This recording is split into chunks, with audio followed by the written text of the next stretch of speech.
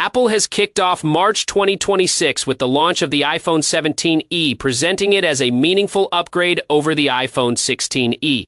The iPhone 17e feels less like a major step forward and more like Apple slowly fixing limitations that should never have existed in the previous model.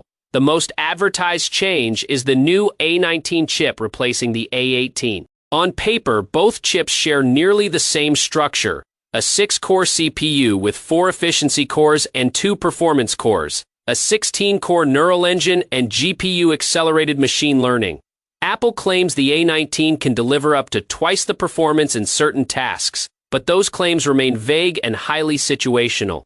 The GPU still uses a 4-core design, which is actually 1 core fewer than the GPUs inside the standard iPhone 17 and iPhone 16 models. That alone shows the E-series is still intentionally held back. Connectivity is another area Apple highlights, but the improvement feels more routine than revolutionary. The iPhone 17e introduces the new C1X modem, replacing the C1 modem found in the iPhone 16e. Apple promises faster 5G speeds, support for Wi-Fi 7, and better energy efficiency. The company even claims the modem can be up to 2 times faster while consuming less power. Yet despite all those claims, the expected battery life remains around 27 hours, almost identical to the number Apple advertised for the 16e USB-C charging, also remains unchanged, still reaching about 50% in 30 minutes. Then there is MagSafe, which surprisingly arrives only now. The iPhone 16e lacked MagSafe entirely,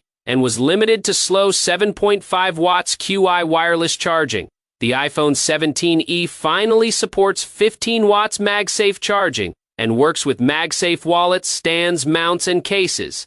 The display tells a similar story of minimal progress. The phone keeps the same 6.1-inch OLED panel with a 60 Hz refresh rate. There is still no ProMotion and still no dynamic island. The notch remains unchanged along with Face ID. Apple increased brightness to 1200 nits and introduced Ceramic Shield 2 on both the front and back.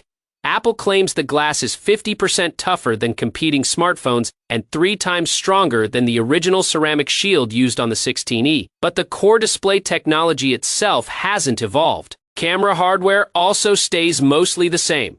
The 48 megapixels Fusion camera returns with 2x quality zoom and 4K video recording at 60 FPS. The main change comes from image processing. The iPhone 17e now captures 24 megapixels photos by default, instead of 12 megapixels, preserving more detail. Portrait mode can also recognize people and pets while saving depth data for editing later. Pre-orders begin March 4th, with availability starting March 11th in more than 70 countries. Pricing is expected to be slightly higher than the 16e, which makes the upgrade even harder to justify. Thanks for watching. Goodbye.